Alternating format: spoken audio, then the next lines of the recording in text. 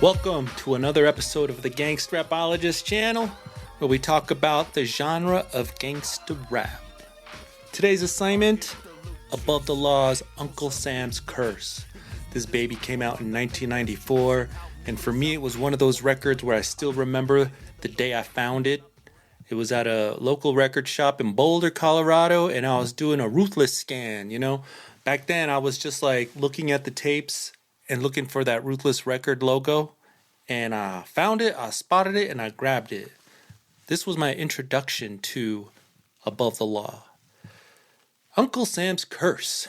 I went and revisited the prior albums after, of course, but this introduced me to Cocaine, some Hutch, KMG, of course, Chaos. What a classic record it was. I had the CD, I had the tape. I bumped it with the homies all the time. And even to this day, I probably listen to it several times a year. It's one of my favorite records. So what I want to do on this episode is just go through the album track by track. It's short enough, 12 tracks, just under 1 hour. And let's talk about it. Let's talk about the best tracks, overall, what I kind of think about it at the end. But I want to dive in and just talk about how I feel about the order of songs, the songs themselves, the few guest appearances, all that good shit, Let's do a total revisit on Above the Law, Uncle Sam's Curse. Hey, if you're new to the channel, hit that like, give me a comment or subscribe or whatever, man. I appreciate it. We're going to keep doing this channel on gangster rap and revisiting some of these classics. This one is no different. All right, before we get started, let's check out the numbers on the Wikipedia page. Uncle Sam's Curse, the third studio album by Above the Law. This came out July 12th, 1994. Man, that's almost to the date. But what is that, like 27 years ago or something? It's a long time ago. Recorded at the Edge Studio, the genre, West Coast hip-hop, gangsta rap, and G-Funk, of course. I mean, Hutch is the creator, right? G-Funk, baby. We got samples from, what is that movie called? They just put it on here. Against the Wall. All right, Against the Wall. I haven't seen it. I got to check it out because these skits, I assume they're from the same movie, Against the Wall. I have them play out in my head, but to see how it really plays out in a movie, I'd love to check that out. All Music gave it 3.5 out of 5 stars. I'm calling that cap. That's cap. Come on, man. This is a 5-star record. Y'all know it. On the US Billboard 200, it peaked at 113. On the top R&B hip-hop albums Billboard, it peaked at 15. And it ended at 86 at the year-end charts. Respectfully, This is a hidden gem of a record. We know that. The cover, I love the cover. This is one of those record covers that you can make a poster and just hang it on the wall, and it's a piece of art. I mean, we got Uncle Sam here in the purple clouds, kind of doing this thing with his hand, his creepy hand here, It looks like a prison, but it's really like a ghetto. It's crazy. It's like really political, the oppression and everything. This is the mid-90s. Remember the context of this album. I mean, we're getting like police and riots and all this Newt Gingrich type of shit, in politics. And these are different times. But it sets the environment for Uncle Sam's Curse for sure. What these guys were going through. I love this cover, man. I love that Uncle Sam here with his mouth all like, It's just one of the greatest covers ever made. I had the CD, the physical, back in the day. Who knows what happened to it? But I remember opening it up, and the CD itself was kind of like this reddish brown. We had black and green in the middle, or the cover, the CD insert. It was cool, man. It was cool. It was kind of low key, and I'll probably use that word low key a lot today because the whole thing here is like this low key hidden gem. That was Uncle Sam's Curse. If you hear, you probably know this. Like, I'm preaching to the choir here. I know. But let's be real, man. The masses skipped this album.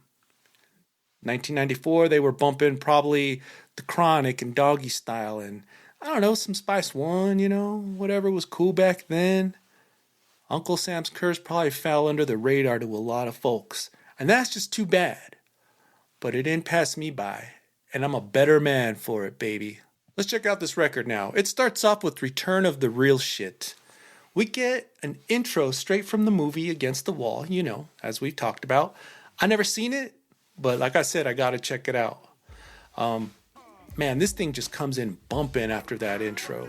It's crazy, man. The beat is nuts. We got some sounds that are just out there, ushering in that new Above the Law sound. And this sound would leak into the DNA of Ruthless Records in this era, from Cocaine to Kid Frost to MC Ren.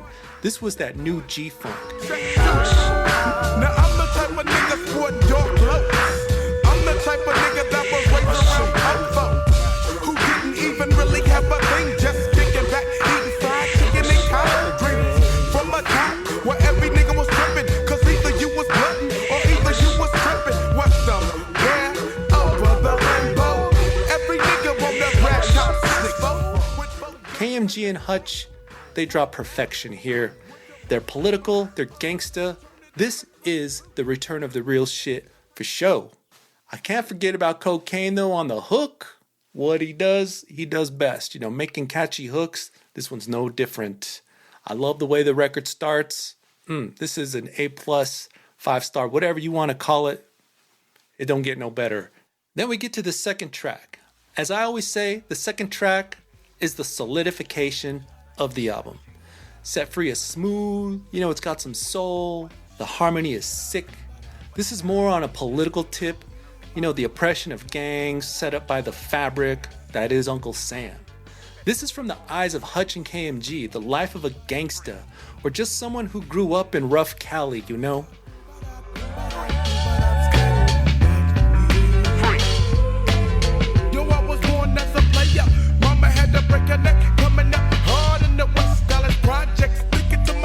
I can live or either die here. So when I step with no fear. Cause you can either get your bang on or you can get your slang on. In the 90s on the West Coast. Yeah. So let me take a toast. Have a roast. Hutch is one of the smartest cats on the mic. Always dropping that gangsta wisdom that kind of helped raise you as a kid. At least for me, he's always got that wisdom to pull you aside and tell you how his mama told him. KMG on here is really more political, street political, making for a dope-ass second track. He got that rough but smooth flow. And like I said, man, low-key. He's low-key. He's a low-key legend, legendary lyricist. And not enough can be said about the production here. Strings and the vocals, it's making a West Coast classic, and this is just a timeless track. Moving on to California, spelled with the K. We switch it up, and California kicks in with that upbeat tempo, a true West Coast anthem.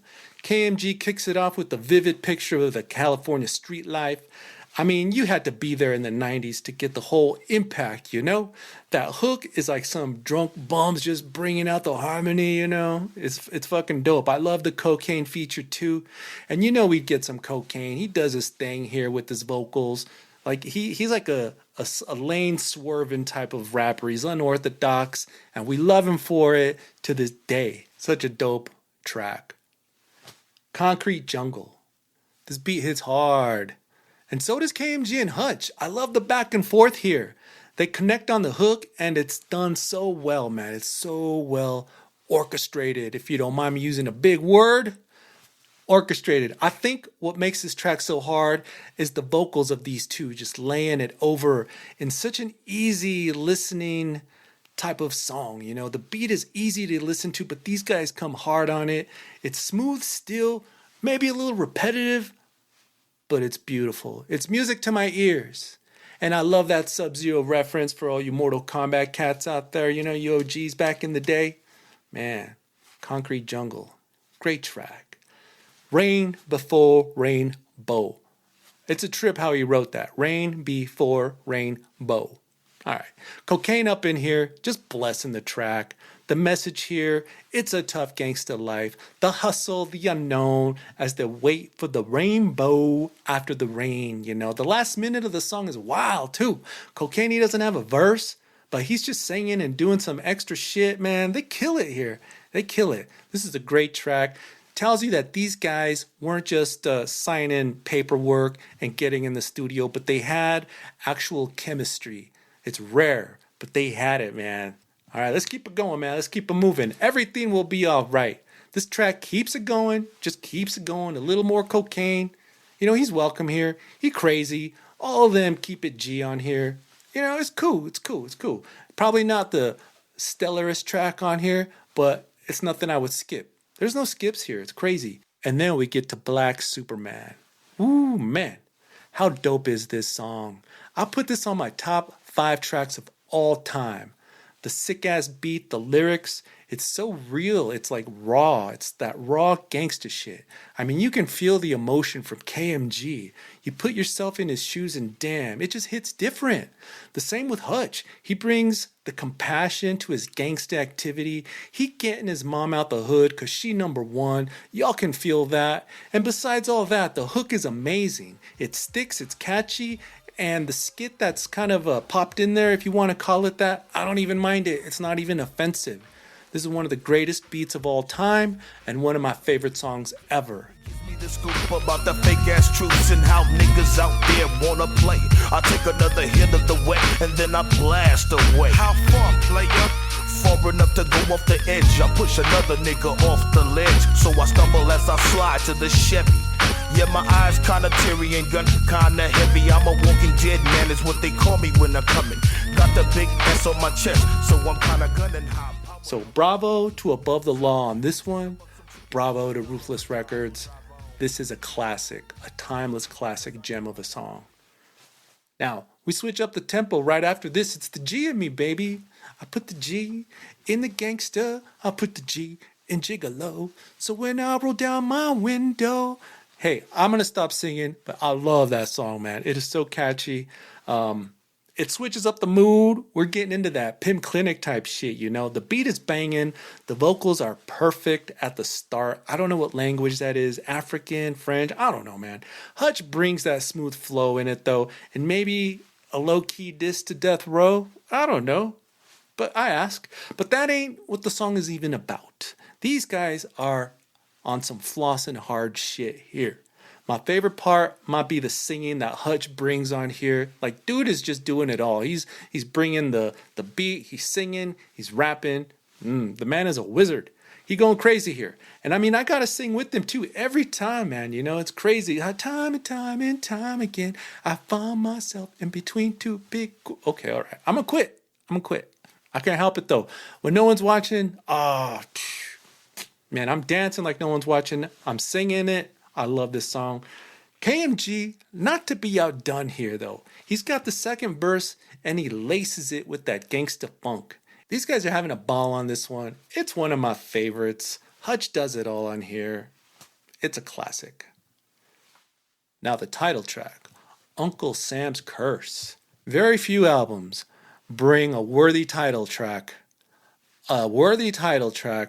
like this. It's everything we want from this record. It's political. It's gangsta.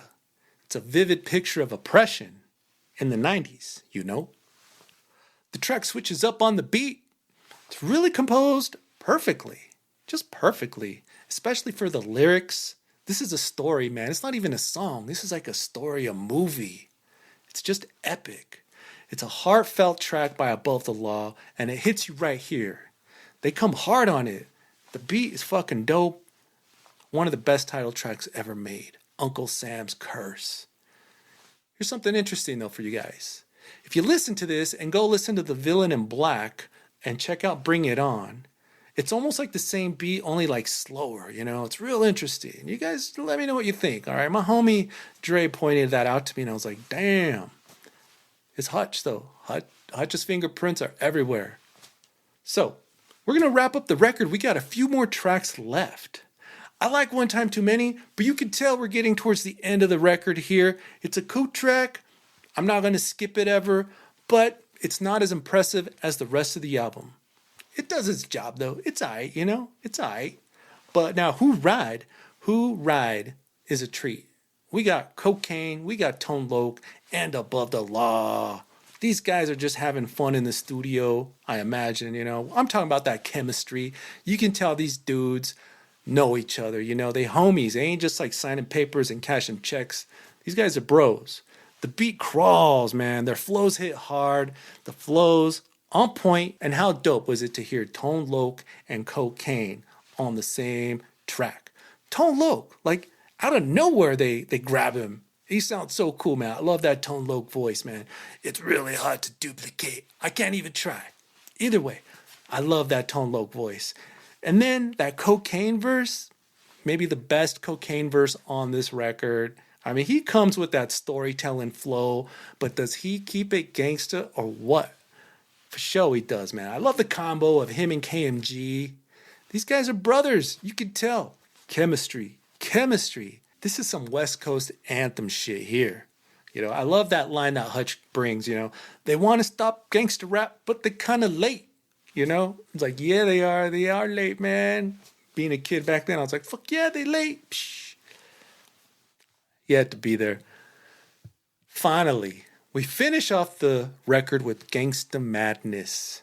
This is a somber track with more strings than the usual G-Funk, you know, more guitar. It's crazy. The vocals are nice even with a little cocaine lacing it. It adds a sobering attitude here. You know, it's like, all right, it's time to chill out. Time for a moment of silence. Let's check out Gangsta Madness. You know, for the homies. Someday we all gotta go, you know. Back in the day, this hit different with Easy Gone, you know, especially if you're a teenager like I was, and you started experiencing like people passing away. Like we weren't as invincible as we used to be as kids and shit, you know? It's one of those songs that hit me different for the first time, you know. Dead homie tracks. This is a star. This one is a masterpiece, you know. It's a masterpiece. Hutch gives us a little singing here along with his bars. And I gotta say, this is one of my favorite tracks that are dedicated to the fallen. It's a great way to end the record. The whole thing felt like a movie flick, you know? You close your eyes, you listen to this start to finish. It's awesome.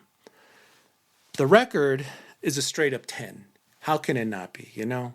It's G-Funk from the creator of it, Hutch, Cole 187. It's a mature, dark, even, you could kind of say it's dark, G-Funk album. The features were low-key in contrast to Black Mafia Life, which had legends like Eazy-E, MC Ren, Tupac. You know, we got Tone Loc and Cocaine here. Those were the only features. And Cocaine arguably is an honorary member of the group anyway. When I close my eyes and listen to this record, it easily puts me in California. KMG, rest in peace, was flawless in his rhymes and his flow. That's ear candy for sure. Cool 187, Hutch. He's like the color commentator of the group. He's egotistical. He's got the outbursts. Man, he's like shoot first type of guy, ask questions later. I love it. KMG was kind of low-key bossing. Hutch, he's the first guy to fight, I imagine. The mouthpiece of the Pimp Clinic. I can't forget about Cocaine, though. The honorary Pimp Clinic member. The only third man that could join Above the Law officially and nobody would bat an eye. He's perfect with Above the Law, and he always has been. And if you're like me, Above the Law is what made you a Cocaine fan. Truly made me a Cocaine fan. This is one of those albums that made you feel realer than the next guy when you had it. I mean, it's cool they had their Snoop, their Dre, you know, their soundtracks, all this type of shit, you know. But when this record dropped, this was buried treasure. If you bumped this record back in the day, you knew it was just as classic as any of those classics that had come out from the West. Maybe even more so. In my opinion, Hutch caught lightning in a bottle here, man. This record can't be duplicated. Like, we can never get another Uncle Sam's Curse. And thankfully, Hutch has never made a part 2 or attempted, because it's impossible. It would be too impossible. You had to be there in the mid-90s for this one. The politics, the oppression, easy e-passing. Leave this one right there where it is and don't touch it. The beats on the record are perfect. And you might even say this is Hutch's best work to date. I listened to this from start to finish, and there is not one wasted second on this album. It's that perfect. Not one wasted second. Every beat, every chord, every string, everything just, I don't know, maybe I'm a hype beast, but everything was just smooth, perfect, start to finish. The songs were placed in perfect order. I don't know if they intentionally did it that way or how they decide order of songs, but the way it starts to the way it finishes, I think is perfect. I love how we start off, if you come my way, I'm gonna have to spray, to the somber, one day we all gotta go, you know, and in the middle we got some pimp clinic shit, you know, they just having fun, you know. I love it. It's a great fucking novel of a West Coast gangsta lifestyle, like a political gangsta movie, but still with some, I don't know, is it comedy or what? Just real shit, you know. A to Z, gangsta shit from A to Z is what we're getting here. They nailed it. How gangsta now is the record? On a scale of 1 to 10, this is a 10, man. Like I said, it's as mature G-Funk. They lean into politics, oppression, gangsta, pimpin'. Now, the crown jewel. It's hard to pinpoint the crown jewel here because it's a masterpiece. But I have to give it to Black Superman. The beat is phenomenal. The lyrics are just, you know, they get you right there. And you knew this shit was real, man. I love the catchy hook, that classic, defining West Coast G-Funk, and that DNA that went into the rest of Ruthless Records. Black Superman has got to be Cole 187's magnum opus, you know, his greatest beat ever made. We can argue about it all day. I think so, though. Honorable mentions, The G in Me, Uncle Sam's Curse, probably my top 3 tracks on this record. Let me know what you think about it in the comments. What are your top 3 favorite tracks on here? This was that grown man's gangster record. It made me feel more G'd up for having it, and I still feel like that to this day. I think we're better than most because we bumped this record. You know, I hate to be all high nose and shit, but that's how I really feel, man. Like, you got this, you know the code, you know.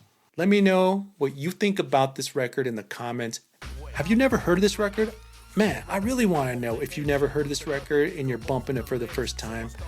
Is it all nostalgia, or is this really a classic record? Sound off in the comments. I appreciate it. That's going to do it for this revisit of a true West Coast classic. Tell me what your favorite tracks are. Do you remember the first time you heard this record? It's going to do it, man. The record, Hutch. I love these guys like family, man. Like, I grew up on this shit. I love these guys like family. A true classic. I can't say enough about it. I've probably said too much. But hey, I appreciate the likes, the subscribes. We're going to keep it gangsta, y'all, so you keep it gangsta. And I'm out. Peace.